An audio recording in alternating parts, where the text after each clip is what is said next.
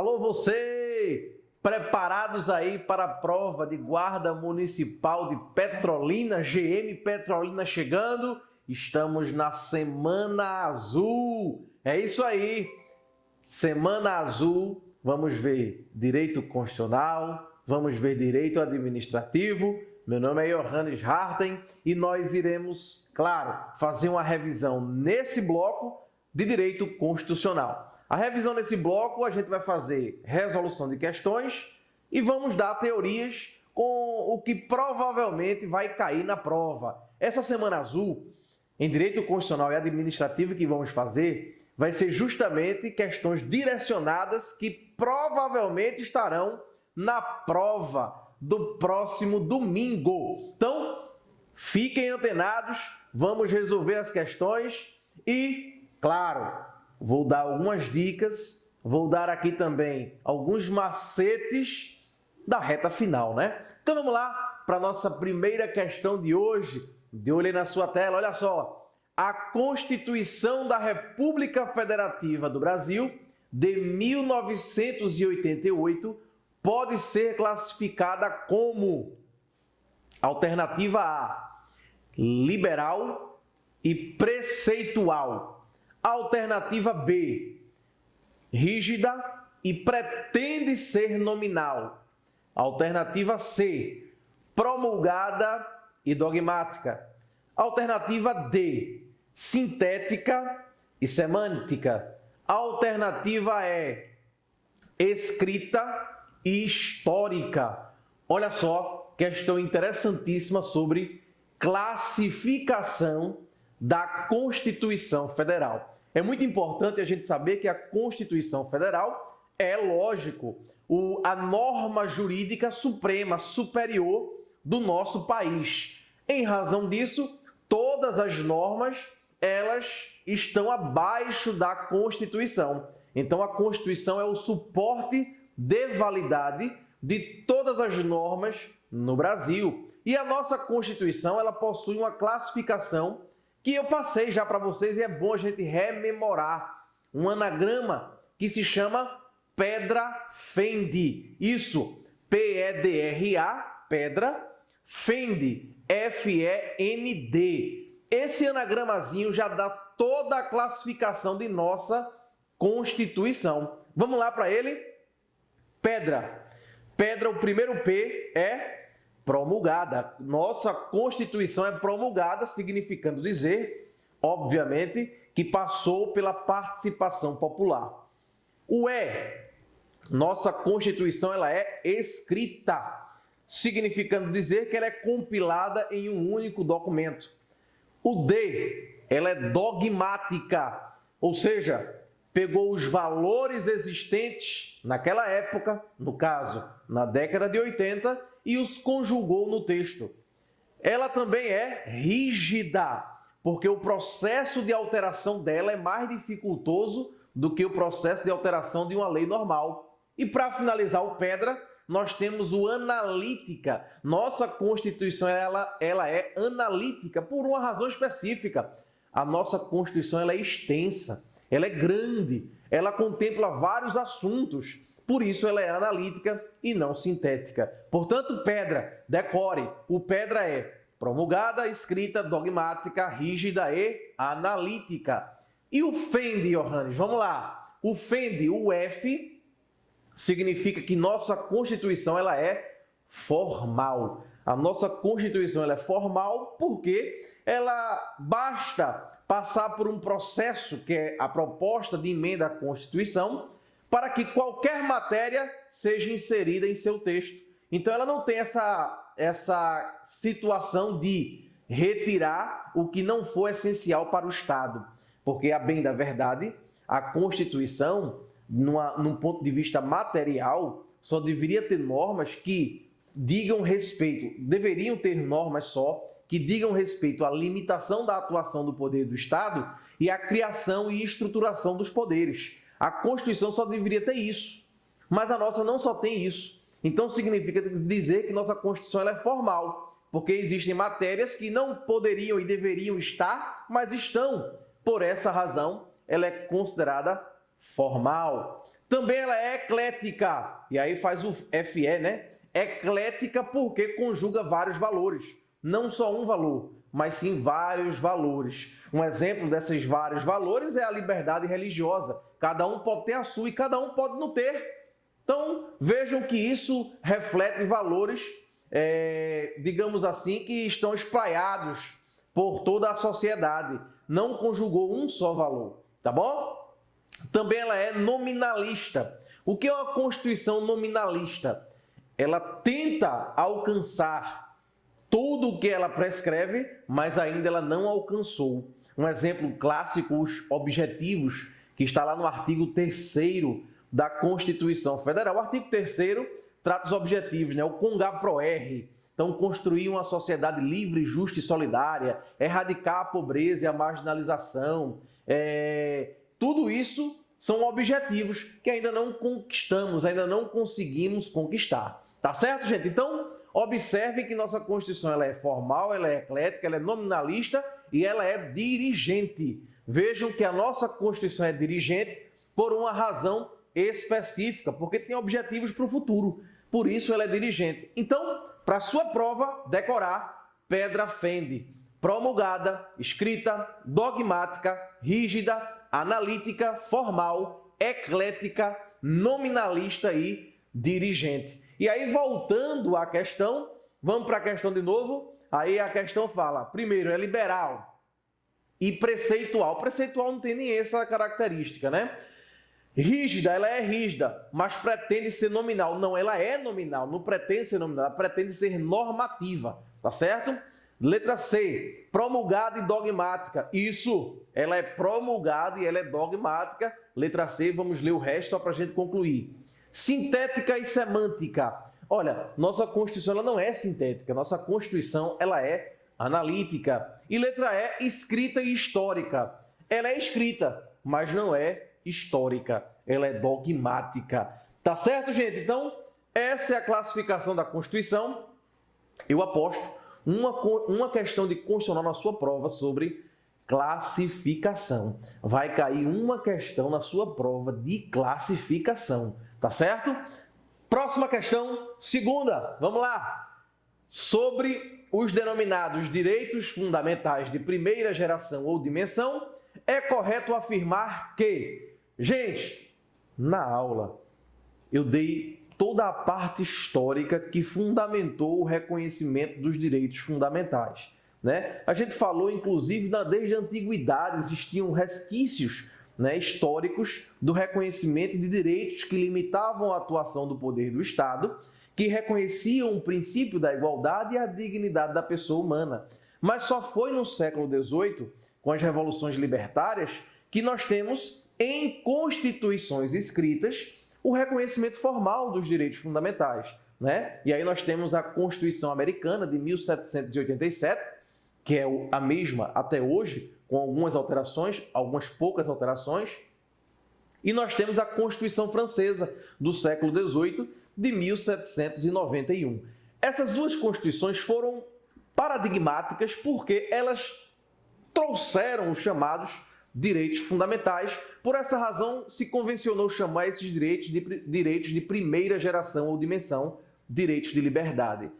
Pós Primeira Guerra Mundial, nós temos outros direitos sendo reconhecidos. Por isso, nós temos uma segunda geração ou dimensão, os direitos que nós chamamos sociais, os direitos econômicos, culturais, tá certo? Estão ligados ao fator igualdade no sentido material. E pós Segunda Guerra Mundial, em decorrência, claro, do triste episódio do Holocausto, nós temos aí com a formação da ONU, a Declaração Universal dos Direitos Humanos em 1948, nós temos aí a criação de outros direitos fundamentais baseados no fator solidariedade ou fraternidade, tá bom? Então, com esse conceito rápido, incisivo e objetivo, a gente já consegue resolver essa questão. E aí vamos ver as alternativas. Olha só, letra A. Surgiram precipuamente para assegurar aos indivíduos a possibilidade de exigir do Estado prestações concretizadoras do mínimo existencial. Opa, não! Essa alternativa aqui está ligada à segunda geração ou dimensão, onde nós temos aí o direito à saúde, o direito à educação, o direito à previdência, o direito aí relacionado aos direitos sociais, o direito do trabalhador, então a assistência social, tudo isso aí está relacionado nessa segunda geração ou dimensão mínimo existencial. Vamos para B? Olha só o que diz a alternativa B. Resultaram da reação das classes hipossuficientes à opressão dos grupos econômicos dominantes. Também está ligado aí à segunda geração ou dimensão e não à primeira.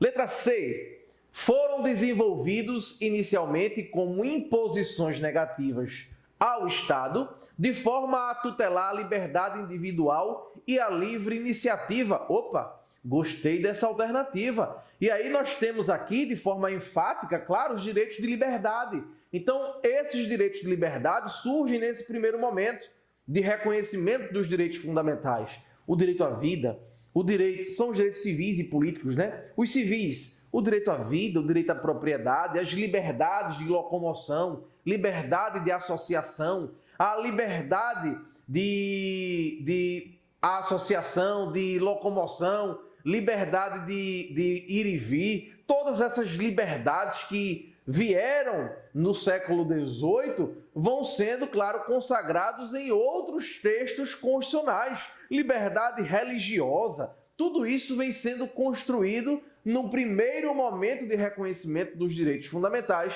Gostei dessa alternativa C. Bota um pontinho lá. Aliás, uma dica para a prova, viu? Tá lendo a questão? Lê ela na íntegra. Você achou a alternativa? Letra A, letra B? Marca um pontinho antes. Não vá para outra, não. Leia toda a questão. Leia a prova por inteiro. Então, vamos lá. Próxima alternativa, letra D. Tem nítida vocação para a tutela coletiva de bens jurídicos da comunidade. Olha, tutela coletiva não, direitos coletivos são os direitos sociais. Portanto, alternativa letra C de casa, tá certo? Vamos para a próxima questão. Olha aí, de olho na sua tela. Com base no disposto nos incisos do artigo 5º da Constituição Federal de 1988, marque a assertiva incorreta. Aqui ele quer o que está errado. Muito cuidado quando o examinador ele pergunta a alternativa incorreta, porque a nossa mente ela está projetada, sempre se projeta para buscar a alternativa certa. Quando ele pede a incorreta, a gente tem que parar, pausar, ler cada alternativa e ir marcando certo ou errado para poder não errar uma questão dessa por besteira. Então vamos lá. Letra A. É livre a expressão da atividade intelectual, artística, científica ou de comunicação. O SICA, né? Intelectual, artística, científica e de comunicação. SICA, independentemente de censura ou licença. Certíssimo, perfeito. Letra B. É livre o exercício de qualquer trabalho, ofício ou profissão, atendidas as qualificações profissionais que a lei estabelecer. Claro, também está certíssimo, o inciso 13 fala sobre isso. Letra C. É permitido reunir-se pacificamente, sem armas, em locais abertos ao público, independentemente de prévio aviso e autorização do poder público, desde que não frustre outra reunião convocada anteriormente para o mesmo local. Opa, parou aí, você veja que aí essa questão, o examinador ele fez uma troca aí nas frases, né? Ele trocou para poder justamente colocar o erro. Vejam, aí fala independentemente de prévio aviso. Na verdade não é. Na verdade é independentemente de autorização. Mas é necessário para que você possa exercer o direito de reunião, se faz imprescindível, se faz necessário que você comunique previamente às autoridades, tá certo? Para que no exercício do direito de reunião haja deslocamento da segurança pública, desvio de trânsito. Então vejam, quando estamos diante do direito de reunião, que é um direito fundamental chamado meio. Por que meio? Porque através dele você exerce outros direitos fundamentais. Então, quando estamos diante do direito de reunião, é necessário prévio aviso. Não precisa da autorização da autoridade pública, mas é preciso avisá-la previamente, ok? Então, letra C, a gente dá um pontinho aí, mas vamos para as próximas alternativas para a gente confirmar, né? Letra D, olha só. É livre a criação de associações e, na forma da lei, a de cooperativas. Aliás, vou ler de novo porque eu pulei aqui uma palavra. É livre a criação de associações e, na forma da lei, a de cooperativas independem de autorização, sendo vedada a interferência estatal em seu funcionamento. Sim, é livre a criação de associação e é livre a criação de cooperativas, independentemente de autorização, sendo vedada a interferência estatal em seu funcionamento. Corretíssimo, tá certo? Então, nós temos aí 5 incisos, né, que falam sobre associações, né? É importante dar uma lidinha, o 18, 19, o 20, o 21 e o 17 também fala sobre associação, né? Então, é importante você dar uma lidinha sobre os incisos da associação, que, lógico, o artigo 5º com certeza vai vir em torno de 2 questões sobre o artigo 5º, tá bom? Vamos para a letra E. É assegurada nos termos da lei a prestação de assistência religiosa nas entidades civis e militares de internação coletiva. Certíssimo, perfeito. Então, realmente, a alternativa que está incorreta aí é a alternativa C, de casa também. Tá bom, gente? Muito boa essa questão, né? Você tem que conhecer aí, claro, o artigo 5º. Mas eu vou fazer o seguinte, baixa um pouquinho o volume. Se você não estiver com fone de ouvido, baixa um pouquinho o volume para o vizinho aí que estuda com outras pessoas aí não escutar essa dica que eu vou te falar. Porque na sua prova, presta atenção que eu vou dizer, na sua prova vai cair o inciso 11 da Constituição Federal, do artigo 5º, né? Vai cair uma questão sobre a casa é asilo inviolável do indivíduo, nela ninguém podendo penetrar, salvo consentimento do morador. Ou, aí depende do consentimento, prestar socorro é uma hipótese. Uma pessoa está morrendo, você vai entrar independentemente de autorização ou não, seja de dia, seja de noite. Flagrante delito nos chamados crimes permanentes, entra, com certeza entra. Você, como guarda municipal Petrolina, farda azul, ouve alguém gritando socorro dentro da casa, você vai pedir autorização judicial para entrar, arrombar e tirar o meliante? Claro que não. Se Deus quiser, você vai estar armado daqui a um tempo, né? Estamos projetando para isso, né, o armamento dos guardas municipais, pela inclusão que foi feita na Constituição. O artigo 144 não tem essa inclusão dos guardas como fonte da segurança pública, mas a lei feita no ano passado prestigiou a guarda municipal, colocando-a como segurança pública, que o é. E aí, provavelmente, daqui a um tempo, vocês vão ter porte de arma. E é importante que se tenha, com um treinamento específico, claro, assim como o PM faz, todos fazem, Polícia Civil. Então, vai ter um treinamento específico para vocês. E aí, vocês, ouvindo a existência de um crime, um possível crime, arromba a casa, com certeza. Tem prestar socorro, tem flagrante. Agora tem um que é só durante o dia.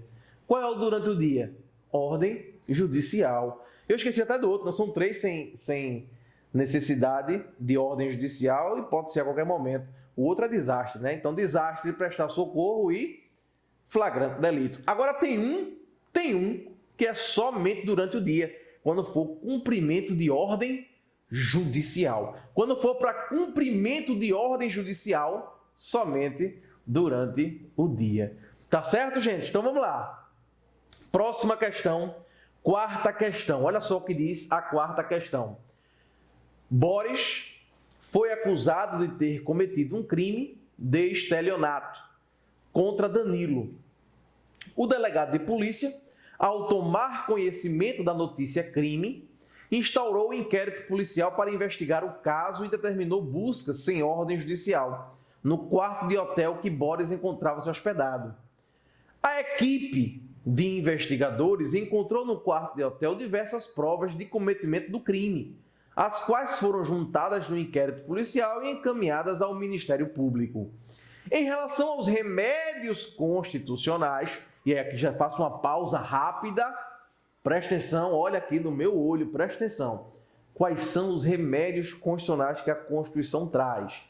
Nós temos 5 ações constitucionais, né? 5, que estão expressas na Constituição. Vamos lá. Habeas corpus, habeas data, mandado de injunção, ação popular e mandado de segurança. Por que eu deixei o mandado de segurança por último? Por uma razão específica, porque o mandado de segurança, ele é uma ação residual. Como assim, Johannes, uma ação residual? Ele é uma ação residual porque só caberá o mandado de segurança se os outros remédios, se as outras ações não couberem. Então, observem que, se for questão de liberdade de locomoção, vai ser habeas corpus. Se for questão de falta de norma regulamentadora, mandado de injunção. Se for questão sobre moralidade administrativa, patrimônio histórico e cultural, ação popular. E ação popular tem que ser cidadão, né? Tem que exercer os direitos políticos. Se for, eventualmente, questões de informação ou de retificação de dados, habeas data. Se não couber nenhum desses, mandado de segurança, é isso aí. Aí vamos para a questão, vamos lá. Em relação aos remédios constitucionais, assinale a opção correta. Letra A. O advogado de Boris deverá impetrar mandado de segurança, pois houve violação de inviolabilidade de sua casa. Opa, não.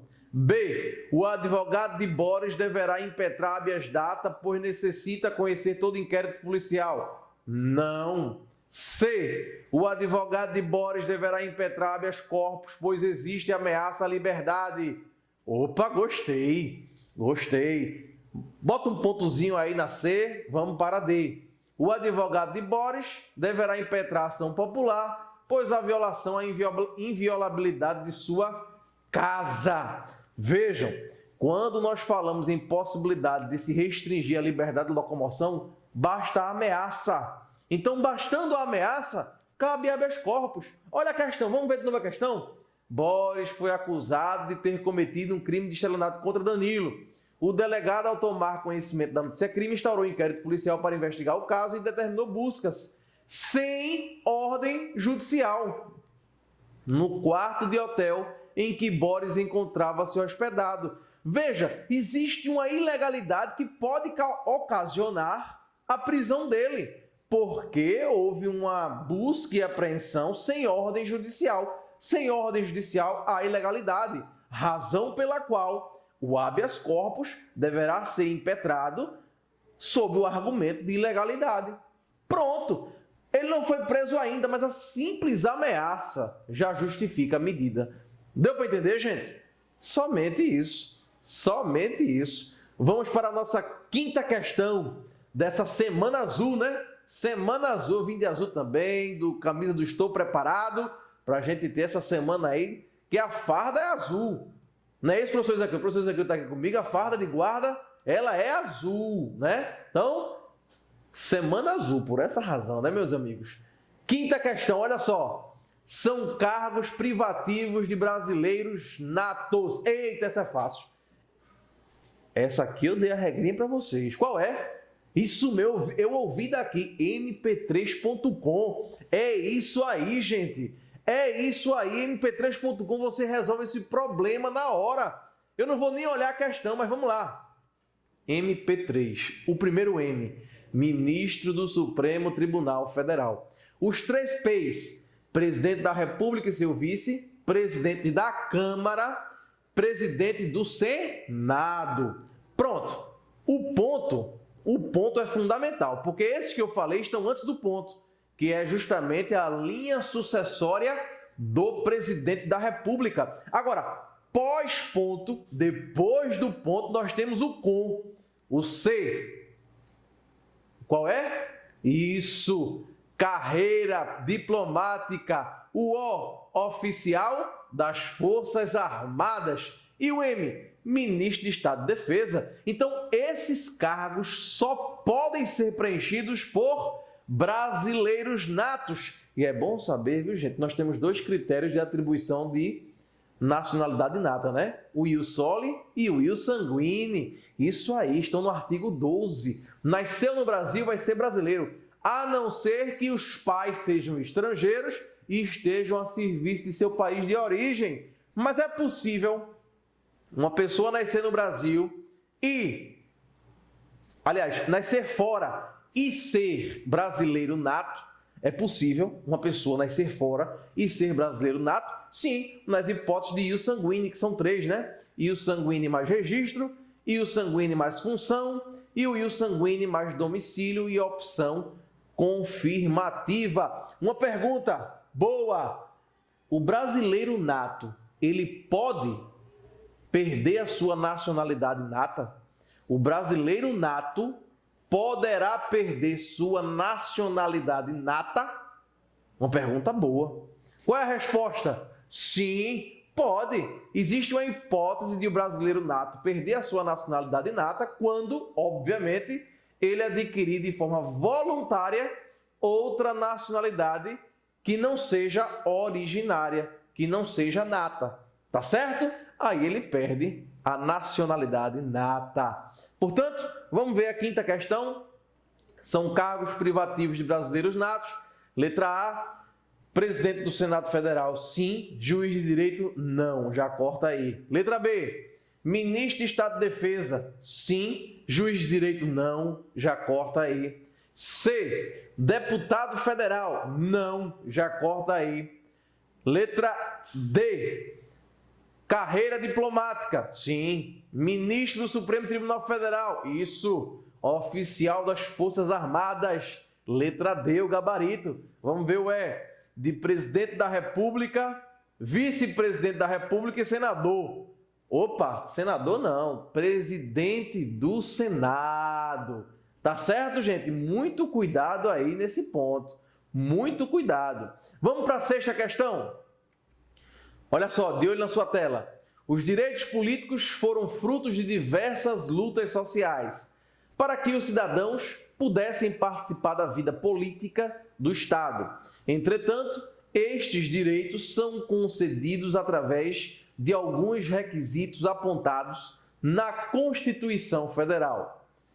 No que se refere a esses direitos e aos requisitos exigidos para o exercício dos direitos políticos, qual alternativa abaixo não está de acordo com a Constituição Federal? Vamos ver. Então ele quer saber qual é a incorreta, né? Letra A. Os estrangeiros não podem alistar-se como eleitores.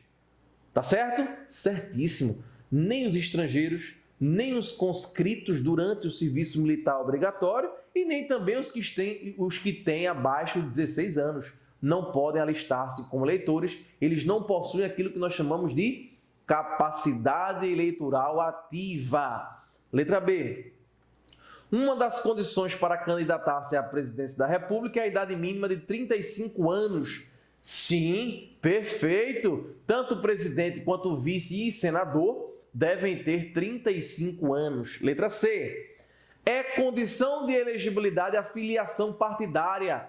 Perfeito, é condição de elegibilidade. Quando falamos em elegibilidade, falamos em capacidade eleitoral passiva. Não só isso é condição de elegibilidade, né? Nós temos aí o domicílio eleitoral, nós temos aí a capacidade eleitoral ativa como requisito, nós temos também a filiação partidária, que é o que está na alternativa, nós temos a idade, que acabamos de ver, 35 para presidente, vice e senador, 21, que é o telefone, né? 35, 30, 21, 18. O 30 para governador, 21 para deputados e 18 para vereador. Tá certo? Letra D. O voto é facultativo para os maiores de 65 anos. Opa! Cuidado. O voto é facultativo para os maiores de 70 anos. 70 anos. Então o erro está aí, tá bom? Vamos agora para a sétima questão. Olha aí. Na sistemática constitucional, existem matérias que podem ser disciplinadas por leis da União, dos Estados e do Distrito Federal. Nesse caso, a União se limita à edição de normas gerais. Trata-se de competência legislativa. Opa, esse tema é muito importante naquela organização administrativa, tá certo? Vejam, quando a gente está falando aqui, quando nós falamos, obviamente, de repartição de competências, que é a organização do Estado, é importante a gente saber essa organização do Estado, como ela é feita, a distribuição das competências para os entes. Quais são os entes da administração pública direta? Vamos lá: União, Estados, Distrito Federal e municípios. A própria Constituição já traz a distinção de competências para cada um deles. Então, esse tema é de suma importância. E nós temos as competências materiais, que são as competências administrativas, e as competências legislativas, que são as competências para criar leis. Tá certo? Quando eu falo em competências materiais, nós temos o artigo 21 e o artigo 23. O artigo 21, competência exclusiva. Artigo 23, competência comum. Cuidado! Comum tem dois M's, significando que um dos M's é material e o outro M significa que os municípios estão lá dispostos também. Então, se é comum, então vai para União, Estados, Distrito Federal e municípios. Quando eu falo em competência para legislar, estamos diante da competência legislativa, que poderá ser privativa, que aí lembra da escova de dente, e da privada, né? Se for escova de dente, você não empresta a ninguém, é exclusiva. Se for privada e é exclusiva, ela é material. Se for privada, lembre da privada de casa, que é sua, mas você empresta para um amigo seu usar. Claro, óbvio. E aí, nós estamos diante daquela competência legislativa, que é daquele ente, mas é possível a delegação. Tá bom, gente? Então, quando falamos em competência legislativa, falamos em competência legislativa privativa e competência legislativa concorrente, tá certo? Só com isso você consegue resolver essa questão, tá bom? Em algumas outras questões vão perguntar as competências materiais e legislativas. É mais comum se perguntar as legislativas, aí você tem que decorar. Por um exemplo, a competência privada, a competência legislativa privada ou privativa, capacete de PM, capacete de PM. A competência concorrente, aí você vai lembrar tupéfo, tá certo? Então, alguns até colocam o fora Temer, né, que dá também. O fora Temer dá certinho nas competências concorrentes. Então vamos lá. Sétima questão. Na sistemática constitucional existem matérias que podem ser disciplinadas por leis da União, dos Estados e do Distrito Federal. Nesse caso, a União se limita à edição de normas gerais. Trata-se da competência legislativa concorrente. Isso é legislativa concorrente. Vamos ver? Letra A, concorrente, essa aí. B, privativa não. C, exclusiva não. D, livre nem existe. E partilhada também não existe. Portanto, resposta letra A. Certo, gente? Vamos para a última questão dessa semana azul de direito constitucional. Oitava questão, olha o que diz. Segundo o artigo 144 da Constituição da República de 1988, a segurança pública será exercida para a preservação da ordem pública e da incolumidade das pessoas e do patrimônio. Com base em seus conhecimentos sobre isso, marque a alternativa correta. Parou. Bota o fone de ouvido, baixa teu som para ninguém ouvir aí do lado, para diminuir a concorrência. Vai cair uma questão do artigo 144. Vai cair uma questão sobre o artigo 144 e é muito provável que caia justamente a parte de guarda municipal. É muito importante. Aliás, no que se refere a esse assunto, é importante você saber que nós temos um tópico específico na Constituição, que é a defesa do Estado e das instituições democráticas. E aí nós temos três partes. Nós temos a parte do Estado de Defesa e Estado de Sítio, nós temos as Forças Armadas e nós temos a segurança pública. Então é importante a gente saber, por um exemplo, o artigo 136, que trata do estado de defesa, é importante a gente ter em mente que o presidente da República, ele pode, depois de ouvir o Conselho da República e o Conselho de Defesa Nacional, decretar o estado de defesa. Agora, o estado de defesa ele serve especificamente para preservar ou reestabelecer em locais restritos e determinados a ordem pública ou a paz social. Então, vejam que o estado de defesa ele é local, ele é regional. É diferente da situação, claro, do estado de sítio que nós vamos ver. No estado de defesa, existe a possibilidade de restringir alguns direitos. Está lá no parágrafo 1º, né, inciso 1, do artigo 136 da Constituição Federal. Quais direitos podem ser restringidos, Johannes? O direito de reunião pode ser restringido, o sigilo de correspondência pode ser restringido, o sigilo de comunicação telegráfica, telefônica também podem ser restringidos, tá certo? Já no artigo 137 diz o seguinte: o presidente da República ele pode, ouvidos o Conselho da República e o Conselho de Defesa Nacional, solicitar. Veja que aí é diferente. Quando falamos em estado de defesa, o presidente já decreta. Quando falamos em estado de sítio, ele solicita ao Congresso, que compõe-se de quê? Nosso Congresso é bicameral, né? Câmara dos Deputados e Senado. Ele solicita ao Congresso a autorização para decretar, tá certo? O estado de sítio, em situações que a Constituição traz, comoção de grave repercussão nacional ou ocorrência de fatos que comprovem a ineficiência da medida tomada lá no estado de defesa, ou decretação de estado de guerra ou resposta à agressão armada estrangeira. Nessas situações, nós estaremos diante do estado de sítio. Então é importante saber dividir o estado de defesa e o estado de sítio. E o 144, né, que é importantíssimo o artigo 144 da Constituição Federal. O artigo 144 da Constituição ele fala o seguinte: a segurança pública, que é dever do Estado, direito e responsabilidade de todos, é exercida para a preservação da ordem pública e da incolumidade das pessoas e do patrimônio através dos seguintes órgãos. Olha que o artigo 144, ele traz 5 órgãos da segurança pública. Quais são os órgãos trazidos pelo artigo 144? Vamos lá. Polícia Federal, Polícia Rodoviária Federal, Polícia Ferroviária Federal, Polícia Civil e Polícia Militar e Corpo de Bombeiros Militares. Então traz 5 órgãos aí, né?